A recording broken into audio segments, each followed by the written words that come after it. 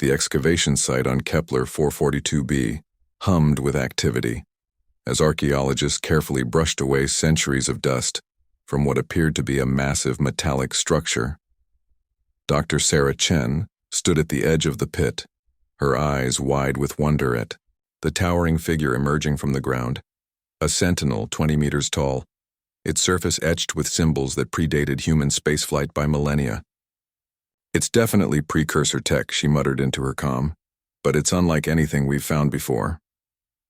Rhett Dawson climbed down into the excavation, his tool belt clinking against his hip. He wasn't supposed to be here. Mechanics weren't typically invited to archaeological digs, but Chen had called in a favor. The university's equipment kept breaking down in the planet's magnetic fields, and Rhett had a reputation for fixing things nobody else could touch. "Doc, I finished recalibrating your scanners," he called out, wiping sweat from his forehead. Then he stopped, his gaze falling on the towering guardian. "Well, damn, that's new." "Don't touch it," Chen warned immediately. "This artifact is potentially tens of thousands of years old. We need to document every—" But Rhett was already walking toward it, his head tilted in that way engineers do when they're studying a problem. He circled the massive figure, noting the seamless joints, the crystalline nodes along its spine, the way certain panels seemed designed to slide open. "Rhett, I'm serious. Step back." "It's a machine," he said simply, running his hand along a seam in the metal. "A really, really old machine, but still a machine. A dormant precursor sentinel that hasn't moved in over a millennium. The carbon dating suggests 58 years." Rhett interrupted, pointing to a crystalline display panel on the Guardian's chest that flickered weakly. "Says so right there. Well, not in English, but the numerals are clear enough." Chen hurried over, her scientific curiosity overriding her caution. The symbols were indeed changing, cycling through what appeared to be diagnostic information. "How did you activate the display?" "I didn't. It activated when I touched this panel." He tapped it again, and more symbols scrolled past. "Look at this. Power distribution, system failures, error codes. This thing's been trying to reboot for over 1,000 years. But something's blocking the startup sequence. You can read precursor diagnostic codes?" "Doc, I've fixed hyperdrive engines held together with duct tape and prayer, reprogrammed alien nav systems using nothing but a screwdriver and stubbornness, and once hotwired a Gentari warship using their own weapon systems. Machines are machines, no matter who built them." He pulled out a multi-tool from his belt. "The language of engineering is universal." "What are you doing?" Rhett was already prying open an access panel.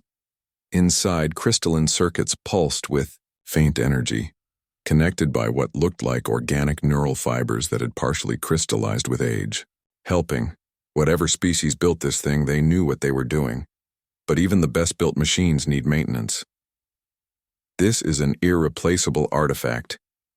"It's a soldier," Rhett corrected, examining the internal systems. "Look at these. Power conduits. They're designed for rapid energy discharge. And these neural processors? They're not for archaeology or research. This thing was built to fight."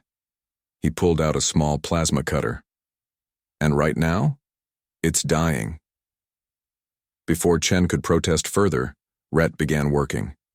His hands moved with practiced precision, bypassing corroded circuits, clearing crystallized fluid from ancient hydraulic lines, and rerouting power through undamaged pathways. He worked in silence, the kind of focused quiet that came from years of emergency repairs in the black between stars. Hours passed. The rest of the archaeological team had gathered at a safe distance, watching the crazy human mechanic perform surgery on a piece of living history. Chen had stopped protesting after the first hour, fascinated despite herself by Rhett's intuitive understanding of the alien technology. "Almost there," Rhett muttered, connecting two crystalline nodes with a bypass he'd jury-rigged from parts of his own toolkit. "Just need to." "There!" Energy surged through the Guardian systems. The crystalline displays blazed to life, casting blue light across the excavation site. The massive head, angular and almost reptilian, slowly turned, ancient joints grinding after 13 centuries of immobility. And then it spoke. The voice was deep, resonant, and carried through the air like thunder. The words were in a language dead longer than human civilization, but the translation software in everyone's helmets struggled to keep up. Systems. Rebooting. Threat assessment. Initiated. Guardianship protocols. Active. Where? Where are the architects? Rhett stepped back, hands raised. Easy there, big guy. The architects haven't been around for a while. You've been asleep for 1,358 years. The Guardians. Head swiveled toward him, focusing on the small human with optical sensors that could probably see through walls. You repaired me. You are not an architect. Your technology is primitive, your lifespan is brief. Yet you understood my systems? I'm a mechanic, Rhett said with a shrug. And yeah, your builders knew their stuff. Solid engineering, good redundancies, excellent power management. They just didn't account for 13 centuries of decay. Nobody does. The massive being processed this information, its systems running diagnostics that filled the air with soft harmonics. I am Varkesh, guardian of the Seventh Watch. I was placed here to defend against the plague of stars. But if 1358 cycles have passed, the guardian's voice carried what almost sounded like sorrow. Then I failed. The plague came, and I was not awake to stop it. Hey now, Rhett said, stepping forward despite Chen's sharp intake of breath. You didn't fail. You waited. That's what guardians do, right? They wait until they're needed, and maybe your enemy never came or maybe someone else stopped it. But you're awake now, and that's what matters. Varkesh's optical sensors focused on the human with new intensity. You speak with the confidence of a warrior. I'm an engineer. Same thing, different tools. Rhett grinned. Besides, I didn't fix you up just to have you feel sorry for yourself. You're probably the most advanced piece of machinery on this planet. Seems like a waste to just stand around being historical. What would you have me do, human mechanic? Rhett looked at Chen, then back at the towering guardian. Well, for starters, you could tell us about the people who built you. Help us understand what happened to them, and if you're looking for a new purpose, he gestured at the stars above them. Humanity's out here now, exploring, learning, occasionally getting into trouble we can't handle.